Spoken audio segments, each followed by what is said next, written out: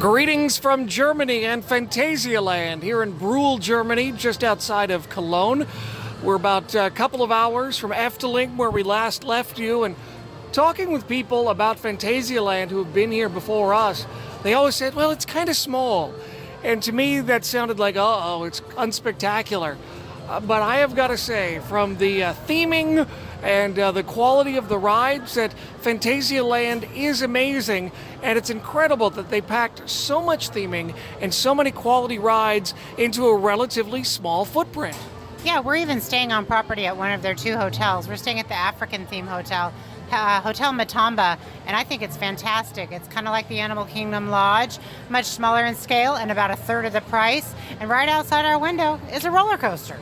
And judging from Chinatown and Chiapas and some of the other themes that we're more familiar with, I would say that the African theme is very authentic and very accurate, and it's pretty surprising how well they've done here. Yeah, they even had in our room, it's a one-bedroom, I guess they ended up giving us some sort of suite, or it's a traditional room, but they have one section of the room that they have totally tented in as if you were in an African safari section. So if you had kids with you, they'd be having a heyday.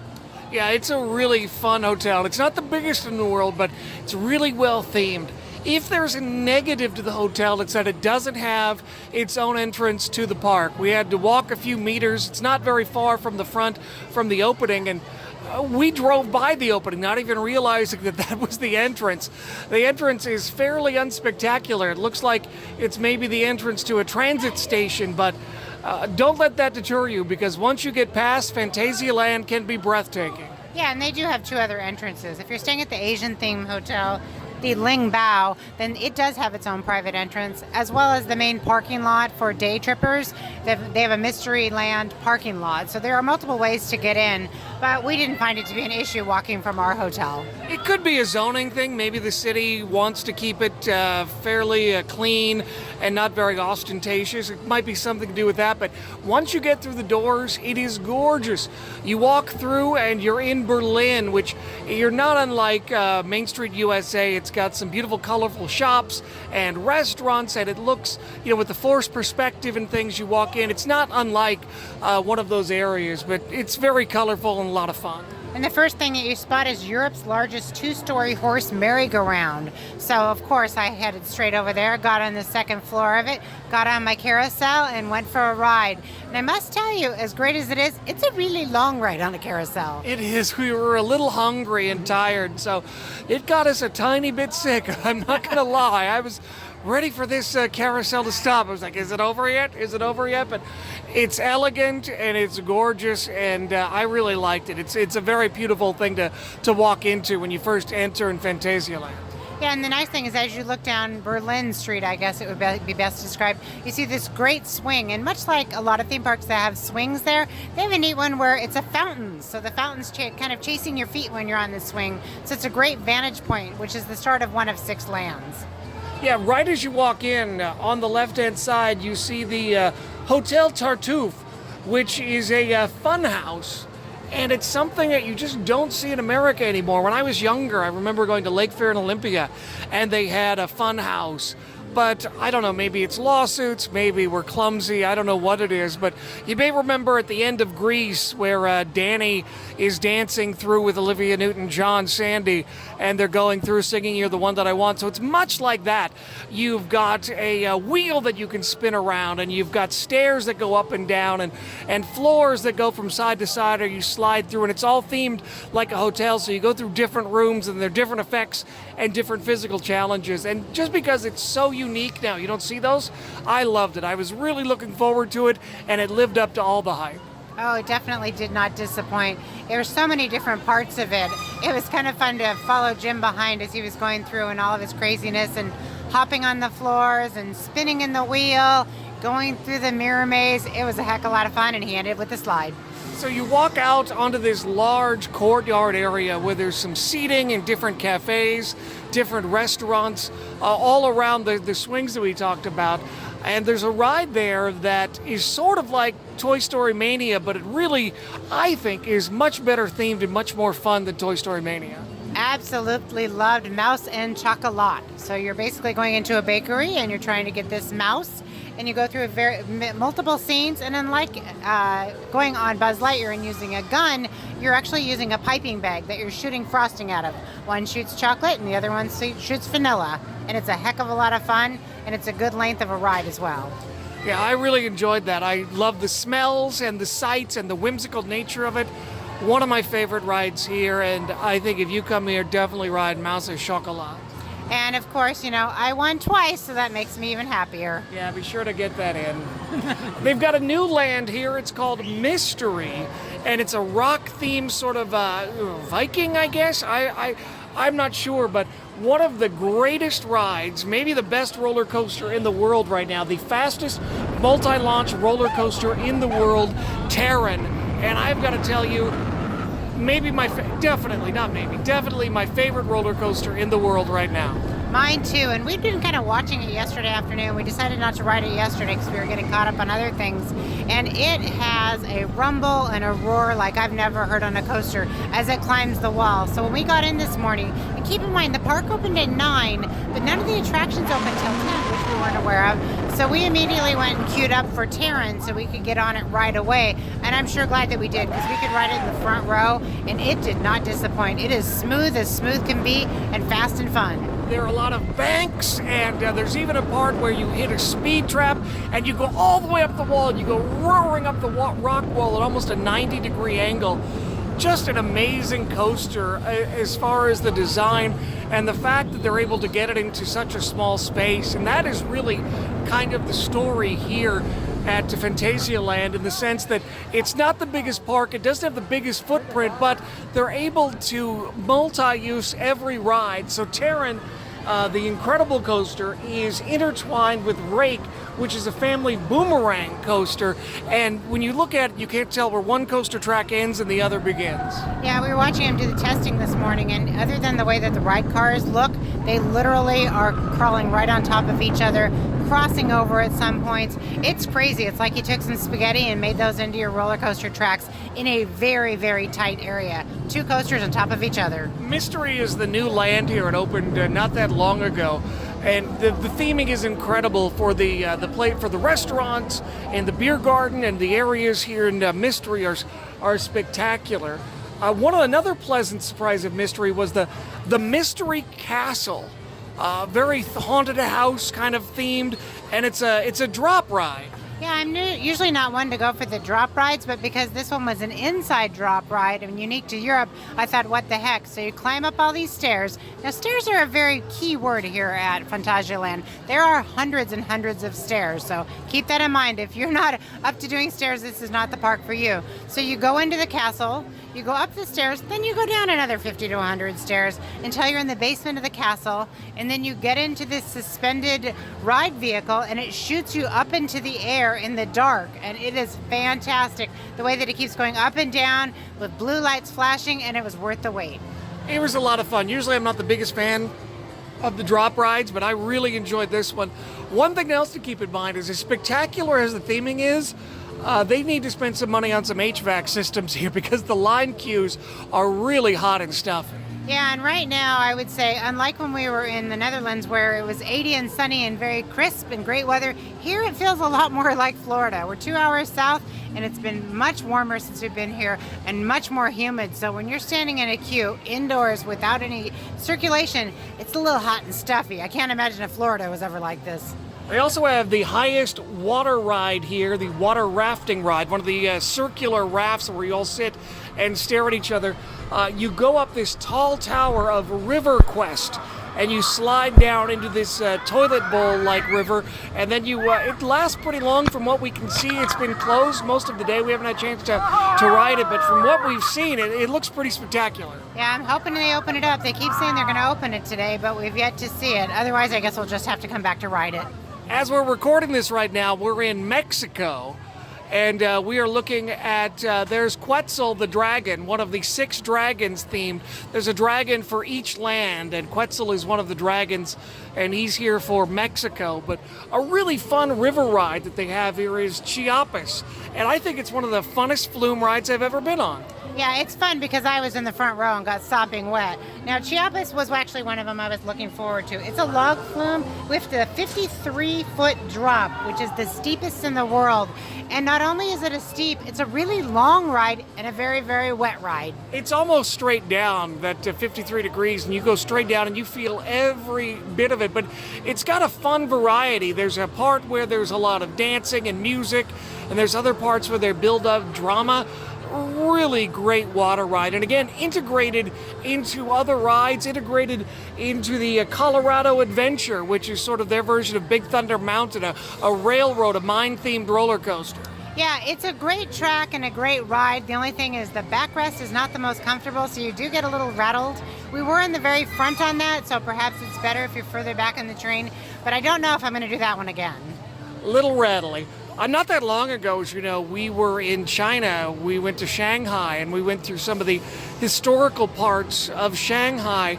And I can tell you that the Chinatown land here at Phantasialand looks almost exactly like the ancient Chinese buildings that we saw in ancient Shanghai. I mean, very authentic. Yeah, they must have a half dozen pagodas at a minimum here. They had Chinese acrobats out. They've got so much going on, including an attraction inside what they call the Fengzhou Palace. It's a madhouse. So it's kind of a top spin where you go in, you sit in the ride, and then the room starts to spin and you kind of move with it. But it's all themed really well, and it starts inside of a pagoda. It's very much an optical illusion. You're not moving that fast. You're moving some, but the room is spinning, so it looks like you're on the ceiling or you're on the wall. It's a lot of fun. Madhouses are obviously very popular here in Chinatown, but you don't see a lot of Chinese-themed rides, say at Disney or Epcot. Yeah, you got all the pagodas or the acrobats, maybe a movie, but they have got the Geister Rickshaw, which is the world's largest underground ghost train ride in Europe. It's essentially a Chinese haunted mansion. It's very much, you get into a car, not unlike the Haunted Mansion, it's dark, and you see different haunted scenes, and Chinese themed, and I loved it. I was like, wow, a real Chinese haunted house dark ride. Yeah, and it is really, really long. I mean, it was like going on the Haunted Mansion, but it just kept going and going. And it had a great story. Granted, it's a Chinese theme, and the commentary is in German, so we went with what we could understand. But great animatronics, very well themed. I really enjoyed it. The Chinese area obviously has some Chinese food, but I also bought a bratwurst there, so when in China, have the bratwurst, I guess. Getting back to the Africa theme, just outside of our window, we can see the Deep in Africa area and the Black Mamba roller coaster, the inverted roller coaster. Yeah, that was a great coaster. Again, we did the front row. That seemed to be our theme for today with our coasters, front row. And it was fantastic. A little bit of a head shaker when you're on it, but it pulls more G's than I can recall on other coasters. I could feel the G's in my feet. I could feel the blood literally rushing to my feet because that's how many G's we were pulling. It was invigorating. I don't think I've ever felt a coaster pull as many G's as the Black Mamba does. Yeah, it was pretty fantastic. And one of the things that's nice about staying on property is with each night stay, we each received a one choice per person of their equivalency of a fast pass. So they're good on one of about 8 attractions. So yesterday we used ours on Chiapas, and we still have another one in our pocket. But again, benefit of staying on property, there's those extra fast passes. And right now through summer, they're doing a promo that if you buy, and this is not even for just packages, this is for anybody, you purchase a one-day admission, you can return anytime in July and August and get your second day for free. So it's a really good value when you consider the price of admission. The other thing they do with their fast passes is you can buy fast passes as well. Yeah, for 15 euros, you can choose 4 additional fast passes. It's like a punch card, and you can choose throughout the day which 4 you want to go on. Some of them are you go down the exit. Some of them have their own entrances. Really kind of varies. The only thing that you can't do is do front row on the roller coasters. They are rows 2 through 8. One of the largest areas here, maybe the largest area, is Fantasy. We rode a sort of a spinning indoor roller coaster, again integrated in the building with several other rides. We rode the Winge's Fear, which is also integrated with the Winge's Force, but it's sort of like a incredibly long Mad Mouse where you spin on this coaster. I believe they said it was 66 kilometers an hour. I think that's what I read. And you're spinning and you're dropping and you're going every which way but backwards. And we usually don't care for the Mad Mouse kind of rides, but this one was actually quite a lot of fun. And it was indoors too, which was also interesting because it was the one moment when it was actually raining. They also have the Temple of the Nighthawk, which is the world's largest indoor roller coaster. Maybe the world's largest indoor roller coaster, but not the most exciting coaster. You essentially ride around in the dark, and it didn't feel like we were going very fast. I thought it was rather unspectacular. Yeah, darkest being the key word. There wasn't any theming, and it was just dark. You were riding to ride, and it just kind of didn't have much bang for its buck. It's too bad, because a little bit of effort, and that could be a spectacular ride, but it was kind of meh. But yeah, there's a couple of drop rides and other rides for the kids here in Fantasy, and there's also a ride that is so terrible it's good. Maybe. It's the Hollywood Tour, and it's a boat ride where you see a bunch of different Hollywood scenes, and I think it was built in 1990, and it shows every bit of its age. Yeah, it was cheesy beyond belief. It's kind of like the Great Movie Ride was a boat. So if you muted that or mated that with the Pirates of the Caribbean, you'd have this terrible ride. Yeah, it's got this weird Alfred Hitchcock animatronic that looks like zombie Alfred Hitchcock. You go down the water flume and into an area that looks like the stalactites of Pirates of the Caribbean. You see Jaws, and you see a giant spider, and you see the creepiest Dorothy from Wizard of Oz you could ever imagine. They didn't need the Wicked Witch of the West with her, because she's terrifying. Glinda was great, not so much on Dorothy. I don't know who told them that looked like Dorothy, because they were wrong. Yeah, it looks sort of like Linda Blair from The Exorcist, like possessed Dorothy, but creepy Dorothy was okay. And then you end with King Kong, where there's King Kong is in the water attacking a boat that says U.S. Police. So the U.S. Police, watch out for King Kong. But he's a big animatronic, but not the most articulated. But I don't know, the ride was so cheesy. I liked it, but I recognize how terrible it is. I'm glad there was no wait for either of the times we rode it, because I cannot imagine wasting an hour of my day for something like that. Yeah, I'm sure kids will think it's terrible, but I enjoyed it in sort of an ironic way, I guess. But overall, I really liked Phantasialand. I think it's really well themed, but again, you've really got to be fit as far as a way to get through. Another thing is, for each of the lands, they've got different dragons. They've got 6 dragons. They've got Fini, they've got Kroka, they've got Wang, Drago, Quetzal, and Schneck. And we've met 3 or 4 of the dragons that represent each of the lands. Well, and another thing is, each one of these lands has their own different show. Like right now, as we're sitting in Mexico behind us, they're doing an ice show in Mexico. It's called Ice College 2018, and I'm kind of fascinated by it, because ice in Mexico and college, I don't know what it has to do with a theme park. So each land will have a show. So if you want to break from the heat, or you just want to put your feet up. We did see the Pirates in 4D, which I swear we've seen that in some other theme park or somewhere else in the world. But this one was dubbed in German, and it's always fun with the 4D themes. And it stars Leslie Nielsen. God rest his soul. He lives on here at Phantasialand. Yeah, they've got a stunt show called Jump, and they've got something called Muse Artito.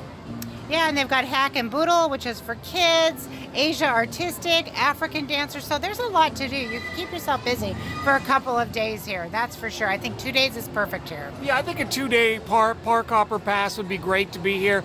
I really liked it. The parking is kind of weird.